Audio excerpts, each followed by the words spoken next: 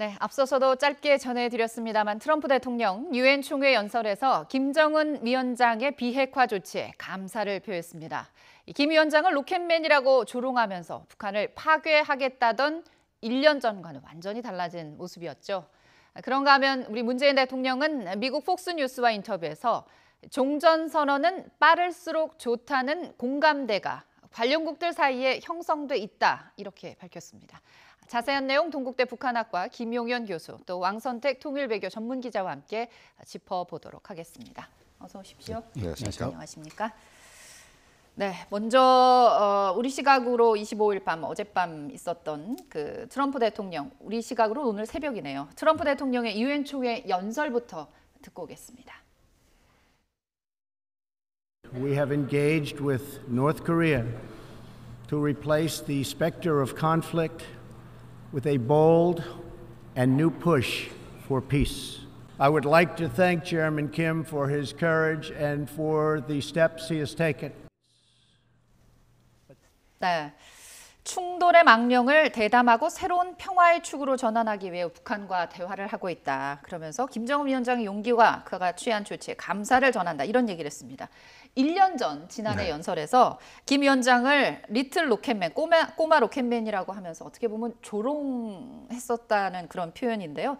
이번에는 김 위원장에게 감사를 전했어요. 정말 작년과 비교하면 완전히 180도로 바뀐 그런 연설 내용인데 표현들이고, 두 분 일단 어떻게 보셨는지 궁금해요.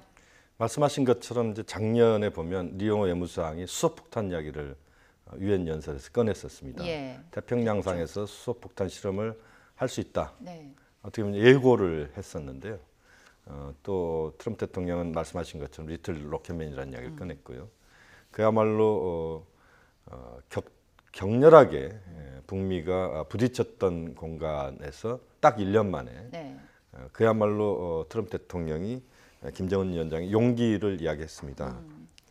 충돌에서 평화로 가자는 이야기도 했고요. 네. 엄청난 변화다. 그러니까 한반도를 둘러싼 정세 자체가 1년 만에 비교를 해보면 그야말로 상전벽해와 같은 변화하고 실질적으로 한반도에서의 평화, 네. 또 비핵화, 이 논의가 보다 구체적이고 체계적으로 진행되고 있는, 또 진행될 수 있는 그런 상황에서의 트럼프 대통령의 연설이다. 그런 점에서 저는 대단히 높게 평가를 하고 싶습니다. 네. 우리 왕 기자는 어떻게 보셨나요? 네, 저도 아주 높게 평가합니다. 지금 말씀하셨던 것처럼 지난 1년 전에 리틀 로켓맨이라는 표현도 썼지만 그 앞에 완전하게 파괴를 할 수밖에 없다. 이제 이런 식의 표현도 썼고요. 그 표현이 왜 무서웠냐면 그 앞에 몇 주일 전에 이제 화염과 분노를 맞을 것이다라는 그런 발언도 했습니다. 그래서 1년 전보다 조금 더 많은 기간, 지난해 7월, 8월, 9월 이 기간에 보면 트럼프 대통령이 북한에 대한 어떤 굉장한 협박을, 군사적인 협박을 했던 것이고, 거기에 대해서 김정은 위원장도 마찬가지로 협박을 했었습니다. 그야말로 구암섬에다가 그 포격, 이제 조준 사격을 한번 해보겠다. 이렇게 하고, 지금 김용현 교수 말씀하신 것처럼 또 이렇게 완전한 파괴를 운운하니까 바로 이제 리용호 외무상이 그러면 우리는 태평양상에서 수소폭탄 실험을 할 수도 있다. 그 당시를 생각해 보면은 정말 이 앞길이 까마득했었는데 지금에 와서는 굉장히 상황이 좋아졌고, 이런 것들이 지난 6월 10일 북미 정상회담을 통해서 구조적인 변화가 이루어진 것이 지금까지 이어지고 있고, 중간에 약간 장애물이 좀 있었긴 하지만 이번에 다행스럽게 문재인 대통령이 또 북미 정상회담을, 한미 정상회담을 하면서 또 트럼프 대통령의 입장을 또 상당히 완화시킨 게 아닌가, 이런 생각을 해봐서 외교를 통해서 또 어떤 이런 비전의 변화를 통해서 상황이 바뀌어질 수 있다, 이런 생각을 해볼 수가 있겠습니다. 네. 앞서서도 잠시 말씀을 해주셨지만 작년 유엔 연설 당시에는 북측 대표단이 자리를 박차고 나갔어요. 그렇습니다. 그럴 정도로. 근데 이번에는 끝까지 경청했다고 하거든요. 그만큼 그러니까 트럼프 대통령 연설할 때 박차고 나간 겁니다. 예. 그런데 이번엔 끝까지 다 경청했다고 하니까 그만큼 네. 분위기가 많이 1년 전과는 북미 관계 자체가 많이 달라진 것 같아요. 말씀하신 것처럼 지난번에는 전쟁 위협을 불사하는 그런 멘트를 굉장히 강력한 멘트를 했는데 맞습니다. 어떻게 보면 이번에는 눈에 띄는 그 부분이요. 이 전쟁의 망령을 걷어내고 담대하고 새로운 평화의 시대의 문을 열겠다. 이렇게 선언한 부분이 아닐까 싶어요. 트럼프 대통령이 밝힌 이 담대하고 새로운 평화는 과연 어떤 것을 말하는 걸까요? 이 평화는 한반도에서의 더 이상 전쟁은 없다. 그리고 한반도에서 더 이상 북한 핵 문제는 존재하지 않는다. 결국 비핵화와 전쟁 없는 한반도 그것에 대한 트럼프 대통령의 강력한 입장 표명이었다 이렇게 봐야 될 것 같고요. 예. 또 하나는 그것을 통해서 평화로운 한반도에 대한 트럼프 대통령의 공감대가 형성되는 발언이었다.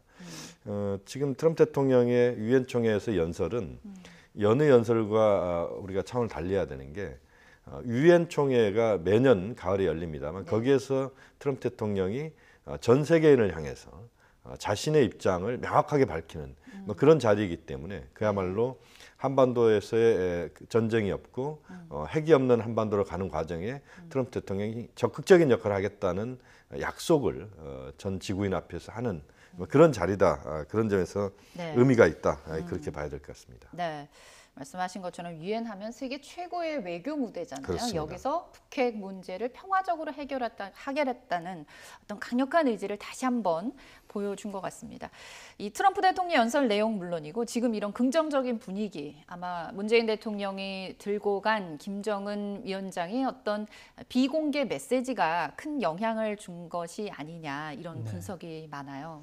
어떤 내용이 담겼길래 이랬을까요? 그야말로 이제 궁금한 부분이기도 한데 네. 다만 이제 문재인 대통령이 평양 방문을 하고 와서 프레스센터에서 기자회견을 했고 대국민 보고를 했고 또 이번에 미국에 가서 이제 트럼프 대통령과 정상회담도 했고 또 국제관계 전문가들과의 이제 연설 그다음에 폭스뉴스와의 인터뷰 이런 걸 통해서 굉장히 많은 부분을 또 얘기를 했어요. 그런 걸 통해서 이제 비공개 메시지 부분을 추정을 할 수 있는데 기본적으로 큰 틀에서는 비핵화를 어느 정도까지 할 것인가 이 부분에 대한 진정성 이거를 좀 굉장히 강조한 것 같습니다. 그 중에서 가장 큰 논리 구조가 김정은 위원장은 북한의 경제 개발을 원하는데 경제 발전을 원하는데 경제 발전을 되려면 비핵화가 빨리 이루어져야 된다는 거에 대해서 김정은 위원장이 이해하고 있다. 그래서 오히려 김정은 위원장은 비핵화를 빨리 하고 싶다. 이런 점에 대해서 굉장히 문재인 대통령이 설득 논리를 굉장히 큰 설득 논리로 지금 사용하고 있고요. 그다음에 이제 비핵화를 했을 때 미국이 이제 상응 조치를 해야 된다. 이런 얘기를 하면서 북한이 원하는 상응 조치란 무엇인가에 대해서 사실 몇 차례 이렇게 설명을 했어요. 지금 말씀드린 것처럼 정상회담에서도 소개하고 또 외교협회 연설이라든가 폭스뉴스 인터뷰에서 소개를 했는데 그 중에 재미있는 부분이 이제 뭐 종전선언은 당연히 들어있고 종전선언 이외에도 예를 들어서 북미 수교라고 하는 큰 틀 속에서 연락사무소를 설치할 수도 있는 게 아니냐. 우리가 개성공단에 설치한 것처럼. 그렇죠. 북미 간에 그런 부분도 들어있고 또 제재라고 하는 부분에 있어서도 제재를 완화하는 부분에 대해서도 굉장히 적극적인 그런 기대, 희망이 좀 있고 또 분위기 개선이라는 것도 들어있더라고요. 그런 거 예를 들어서 뭐 북미 간의 예술단을 교환을 한다라든가 문화적인 측면에서 다가가면 훨씬 부드럽게 문제들이 해결될 수 있으니까. 그런 부분들이 포함이 되어 있기 때문에 제가 볼 때는 이런 것들이 모두가 이제 포함이 돼서 어떤 그 비공개 메시지를 구성하는 게 아닌가 이렇게 추측을 해볼 수 있습니다. 워낙 트위터를 좋아하는 트럼프 대통령, 트위터에 뭔가 힌트를 주지 않을까 싶었는데 아직까지는 요거와 관련된 비공개 메시지나 이런 것들이 저희가 추측은 할 수 있지만 확실히 트위터로 나타난 거는 아직은 없어요. 그래서 더더욱 궁금증과 여러 가지 해석들이 나오는 것 같습니다. 어쨌든 이런 가운데 트럼프 대통령이 또 그런 얘기도 했어요. 대북 제재는 비핵화가 일어날 때까지 계속 시행될 것이다.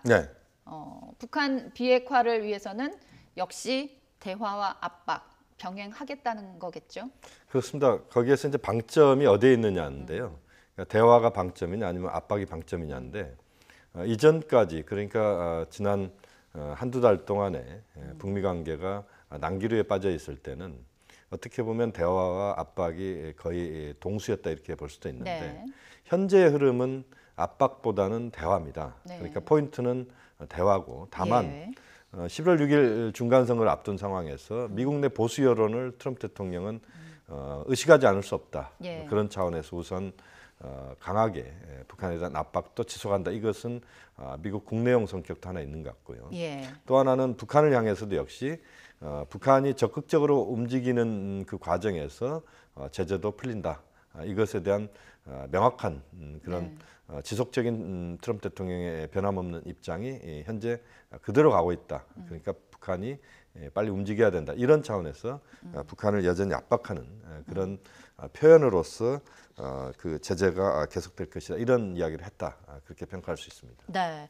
트럼프 대통령의 이 유엔 총회 연설 하루 전에 이제 한미 정상이 만났습니다. 트럼프 대통령이 모두 발언에서 직접 얘기를 했어요. 곧 2차 북미 정상회담을 갖게 될 것이다. 이렇게 직접 밝혔어요. 그런 만큼 과연 2차 북미 정상회담이 언제 어디서 열릴 것이냐 이게 가장 큰 관심인데요. 네. 어떻게 전망하십니까? 이제 언제라는 부분에 대해서는 생각해 봐야 될 게 이제 트럼프 대통령은 11월 6일 날 중대한 이제 국내 정치 일정이 있다는 것이죠. 예. 중간 선거가 11월 6일에 있기 때문에 예. 그 직전과 그 직후는 안 된다. 그러면 그 11월 6일 이전에 할 것인가? 예. 11월 6일 이후에 할 것인가? 두 예. 개로 나눠 볼 수가 있습니다. 예.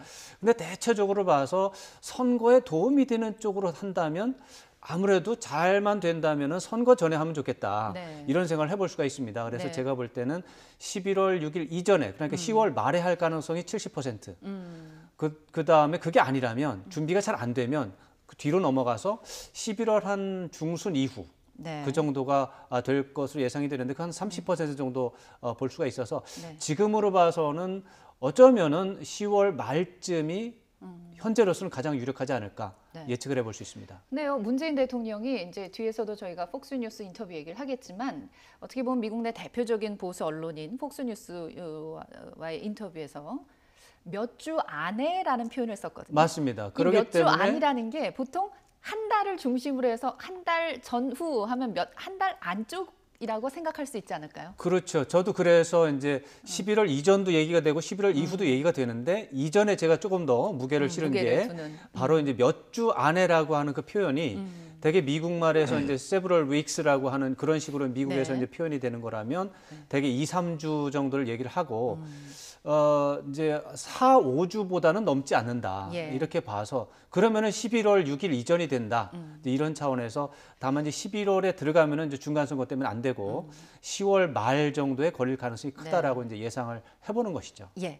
그럼 교수님은 장소 네. 어디로 좀 생각을 하시나요? 뭐 여러 가지가 나오는데 트럼프 대통령이 직접 싱가포르는 아니다. 싱가포르에서 열렸던 것처럼 싱가포르에서 다시는 하지는 않을 것이다. 그러면서 이제 여러 전문가들이 이제 얘기를 하고 있어요. 뭐 평양, 워싱턴, 판문점, 일부에서는 제주도도 얘기가 나오고 있던데. 지금 이제 정상회담, 2차 정상회담이 어디서 열릴 것이냐 하는 네. 문제가 이제 뭐 첨예 관심사인 사실이죠. 예. 10월 달 북미 정상회담 가능성이 굉장히 높아지고 있고 네.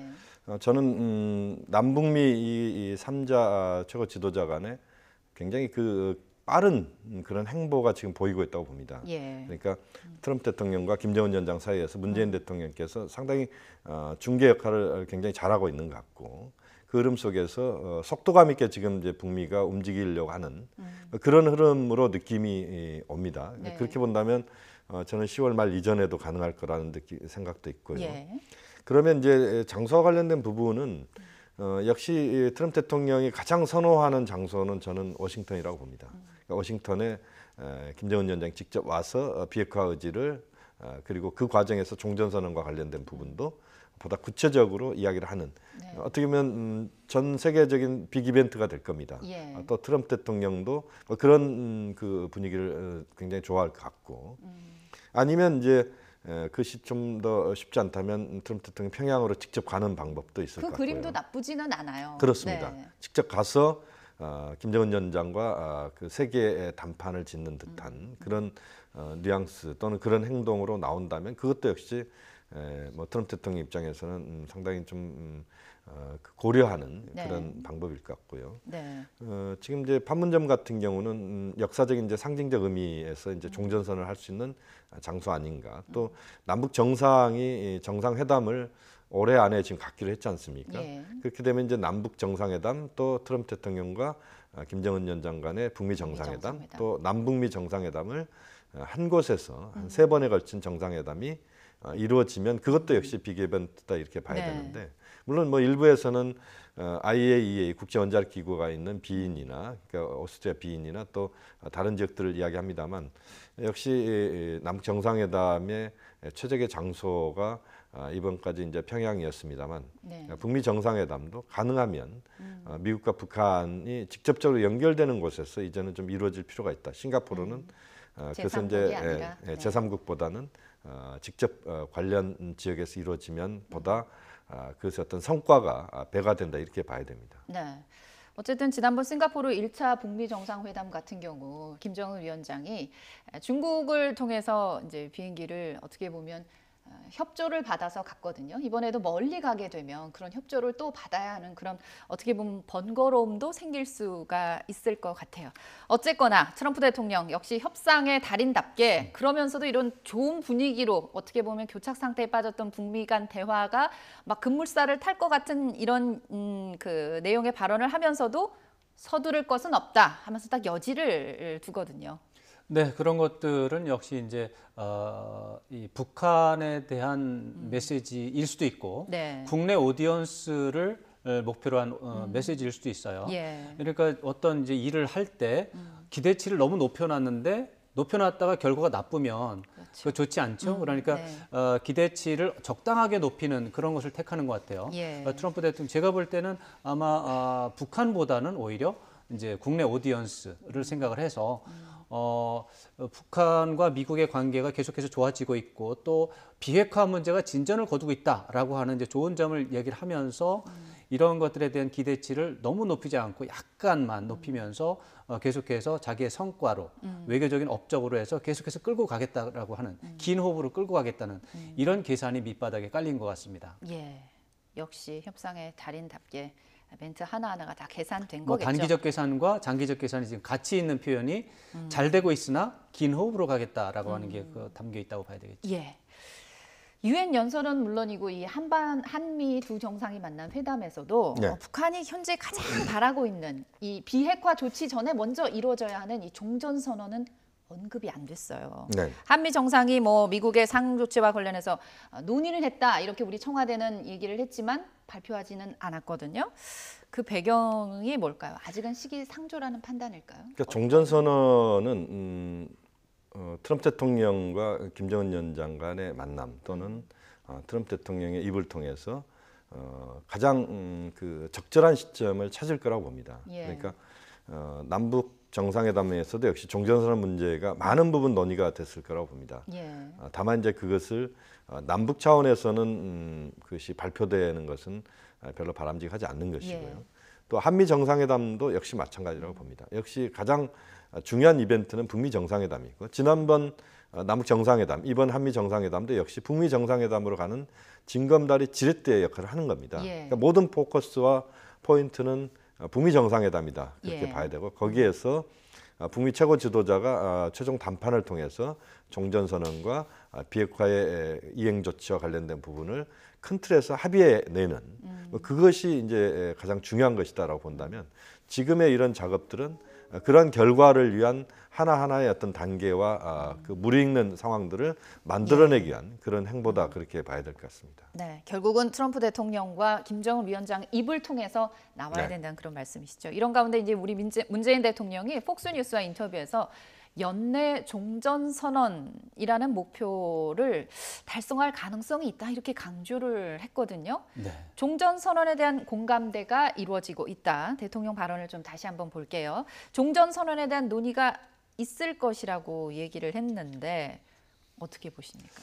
종전선언을 연내한다고 하는 것은 이제 문재인 대통령이 계속해서 제시한 목표이고 네. 계속해서 강조하는 내용입니다.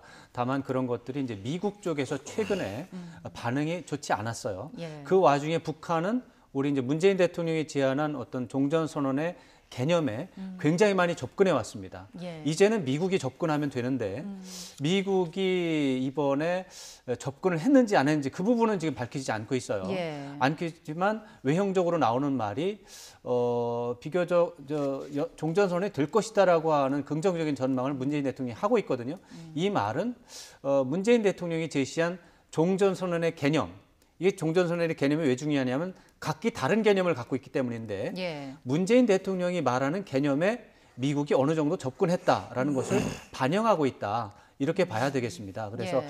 다시 한번 설명드리면 종전선언에 대해서 문재인 대통령이 제시한 것은 단지 정치적 선언이라서 예. 크게 부담이 없다. 이게 이제 문재인 대통령의 이제 입장이고 네. 미국의 전통적인 엘리트들은 종전선언을 하면 주한미군 철수가 할 수도 있고 유엔사 철폐도 할 수도 있고 결국에는 한미 동맹이 깨지는 상황이 벌어질 수 있다라고 하는 것이 미국의 전통적인 엘리트들의 입장이었거든요. 근데 그런 것들이 그게 아니고 문재인 대통령이 주장하는 것이고 이것은 김정은 위원장이 동의한 것이다. 예. 이런 입장이 어느 정도 설명이 된 것이 아닌가.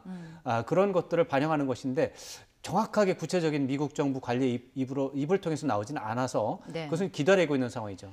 예.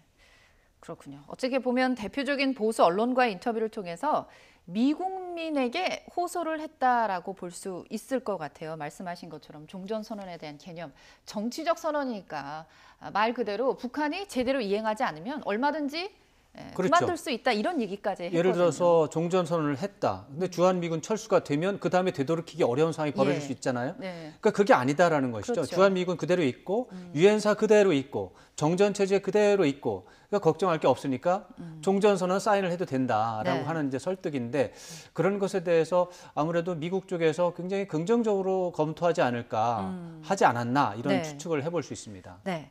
그러면서 또 그런 얘기를 했어요. 비핵화, 네. 북한의 비핵화 조치에 대해서 미국이 취할 수 있는 상응 조치가 네. 꼭 정전선언만이 있는 것이 아니다. 네. 대북 제재 완화만 있는 것이 아니라고 했습니다. 여러 가지 얘기가 있었거든요.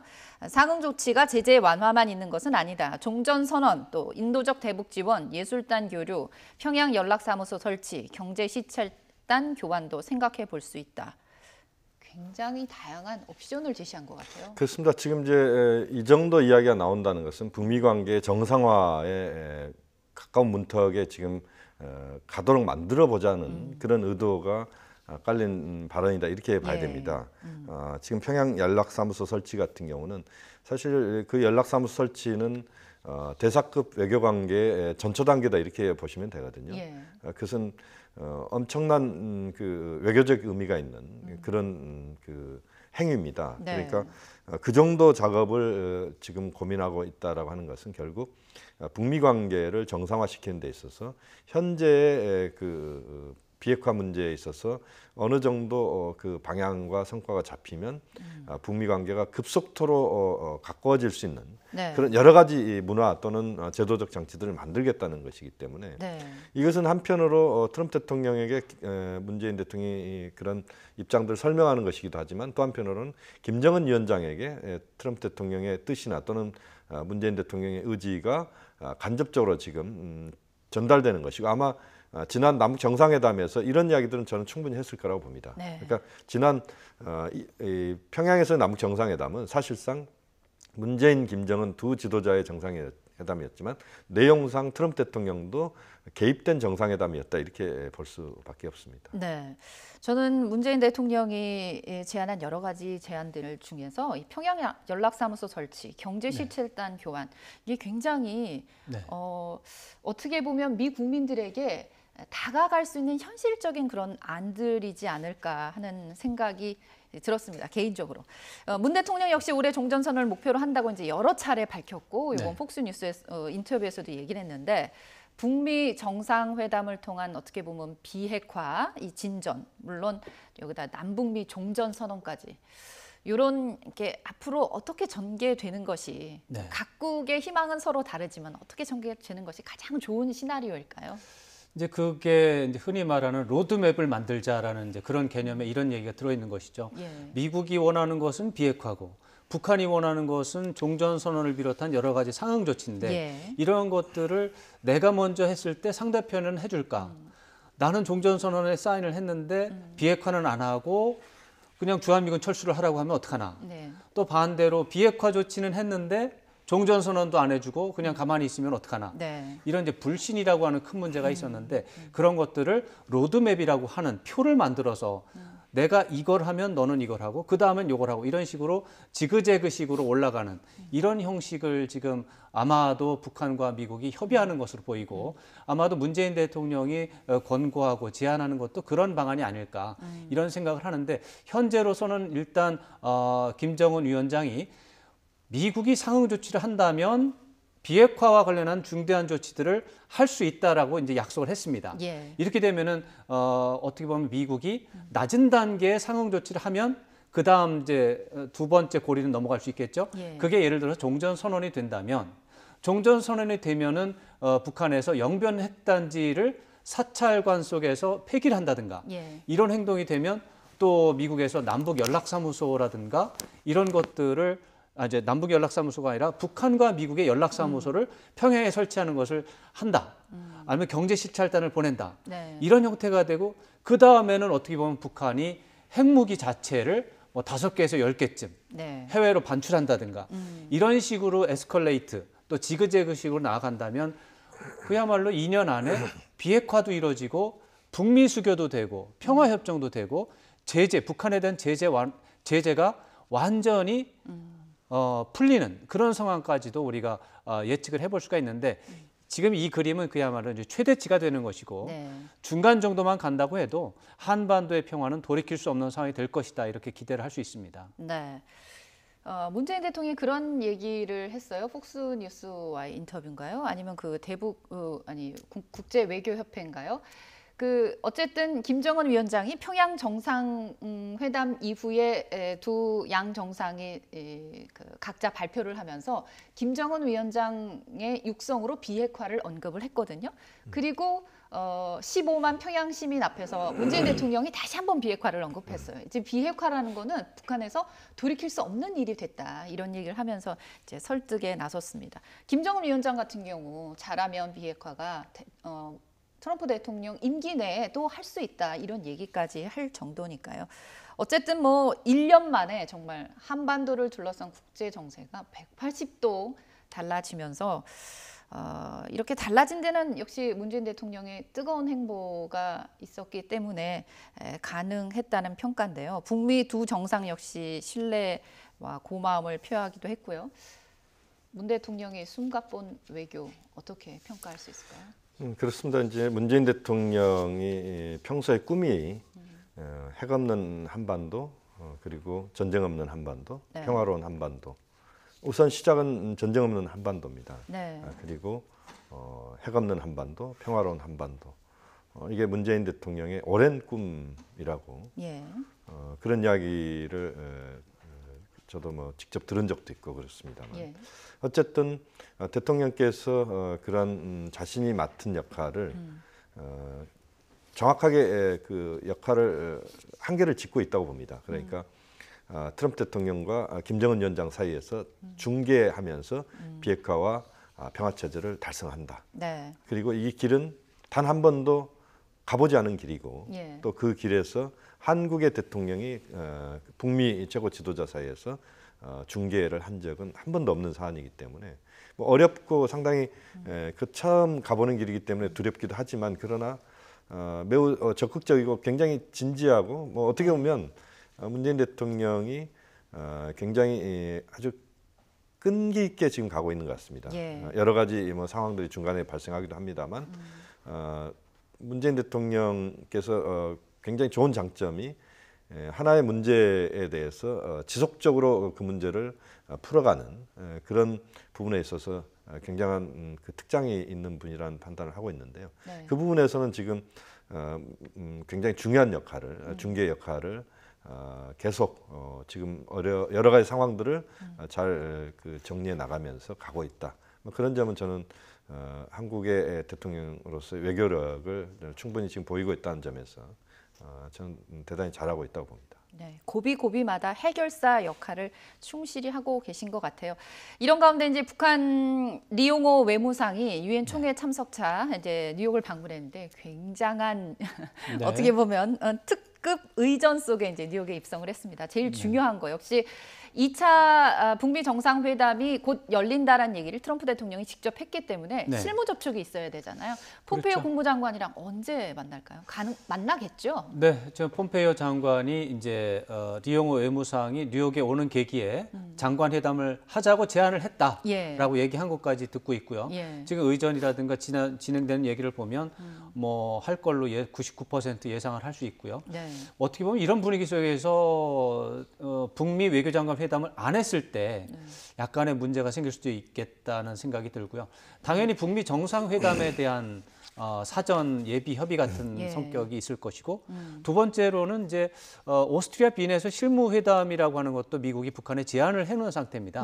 그 부분에 대해서도 누가 나갈 것이고 어떤 의제로 할 것이고 어떤 식의 로드맵을 짤 것인지 이런 것에 대해서도 얘기를 할 것으로 예상이 돼서 다른 어떤 회담보다도 또 굉장히 중요한 회담이 될 것이고 무엇보다도 폼페이오 장관이 그동안 김영철 부위원장하고 대화를 했습니다. 그동안 북한과의 협상 파트너가 리용호 외무상이 아니고 김영철 부위원장이었어요. 김영철 부위원장은 원래 미국과 대화하는 사람이 아니었습니다.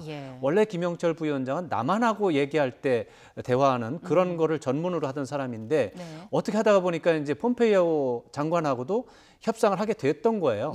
그러다가 이제 리용호 외무상으로 이번에 만약에 장관 회담이 된다면 어떻게 보면 북미 간의 협상이 정상 궤도로 다시 들어간다. 격이 맞는 장관급이 된다는 그렇죠. 건가요? 비정상적이고 특별한 상황에서 임시적인 상황에서 정상적이고 상설적인 상황으로 들어간다. 이렇게 의미를 부여할 수가 있어서 나름대로 굉장히 관심을 갖고 지켜볼 만한 그런 이벤트가 되겠습니다. 둘이 뭐 회동이 성사되면 폼페이오 장관이 또 방북할 수도 있을 것 같아요. 물론입니다. 이게 이제 북미 외교장관 회담이 시작이 되고 상설적인 상황이 되면 당연히 폼페이오 장관이 평양에 가서 또 김정은 국무위원장과 대화하는 이런 장면들이 나오는 것이 굉장히 좋을 수 있다. 이렇게 전망을 할 수 있습니다. 마지막으로 우리 주제를 바꿔서요. 뉴욕에서 이제 한일 정상회담도 열렸어요. 어떻게 보면 이 자리에서 문 대통령이 화해치유재단이 정상적인 기능을 못하고 고사할 수밖에 없는 상황이라 지혜롭게 매듭을 지을 필요가 있다. 사실상 화해치유재단 해산 방침을 시사한 걸로 봐야겠죠. 그렇습니다. 뭐 어쨌든 지난 정부에서 한일 관계에 있어서 몇 가지 정리가 됐던 부분들이 있습니다만 우리 국민적인 정서에서는 받아들이기 어려운 그런 결정이었습니다. 물론 이게 외교 행위로서의 결정이기 때문에 이것을 완전히 뒤집어 엎는다 이렇게 보기는 어렵습니다만 그러나 어쨌든 우리 국민이 동의할 수 있는 그 수준에서 한일 관계 과거사 문제가 정리돼야 된다고 봅니다. 그런 차원에서 화해치유재단에 대한 것도 대통령께서는 우리 국민의 눈높이에서 아베 총리에게 충분히 설명을 했다 이렇게 봐야 될 것 같고요. 물론 이제 한일 간의 입장차는 분명히 있습니다만 그러나 지금의 상황에서는 너무 우리가 과거 문제에만 또 매달릴 수도 없는 것이고 한편으로는 지금 북일 정상회담도 곧 논의가 될 수 있는 상황이거든요. 그렇기 때문에 여러 가지 외교적인 부분들을 고려하면서 충분히 이 과거사 부분에 대한 부분은 또 나름대로 정리를 하고 그러면서도 지금 한반도에서 비핵화 평화체제 논의가 급물살을 타고 있는 이 흐름 속에서 또 한일 관계는 나름대로 발전해야 되는 그런 부분에 대해서는 충분히 우리 외교 역량을 또 적극적으로 펼쳐야 된다고 봅니다. 2차 북미 회담이 곧 열립니다. 트럼프 대통령의 말대로라면 조만간 열리는데요. 뭐 장소 일정 아직 나오진 않았습니다. 어쨌든 교착 상태에 빠졌던 북미 간 비핵화 협상이 다시 급물살을 타는 분위기인데요. 실무 접촉이라고 할 수 있는 폼페이오 국무장관, 리용호 북한 외무상의 회동 성사 여부 등 앞으로 펼쳐질 북미 접촉 상황 저희가 지켜봐야 되겠습니다. 지금까지 동국대 북한학과 김용현 교수, 왕선택 통일외교 전문기자와 함께 관련 내용 짚어봤습니다. 오늘 말씀 고맙습니다. 고맙습니다. 감사합니다.